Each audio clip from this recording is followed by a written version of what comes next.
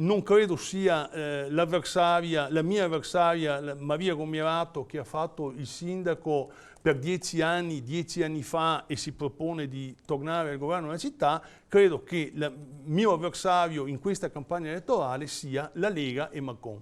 Lancia il guanto della sfida il sindaco uscente Stefano Marcon all'attuale capogruppo del PD Sebastiano Sartoretto, e nel farlo liquida malamente la discesa in campo di Maria Gomierato, già sindaco nei primi anni 2000 della città del Giorgione. Sartoretto è sostenuto da 3 liste, nessuna però con il simbolo del Partito Democratico, mancanza che ha fatto dire allo sfidante Marcon che Sartoretto si nasconde dietro alle civiche per mero calcolo. Il sindaco Marcon, più che preoccuparsi dell'uso o non uso del simbolo del Partito Democratico, dovrebbe preoccuparsi del fatto che probabilmente lui sì deve invece usare spesso il nome del governatore Zaia per cercare di darsi un credito. Per Sartoretto la campagna elettorale inizia all'insegna del decoro urbano, la città è sporca, dice, e dei temi sanitari. Una per tutte l'ospedale, dove la tanto sbandierata filiera leghista, comune, provincia, regione, ha funzionato a Castelfranco in maniera inversa, perché abbiamo avuto un sindaco e un'amministrazione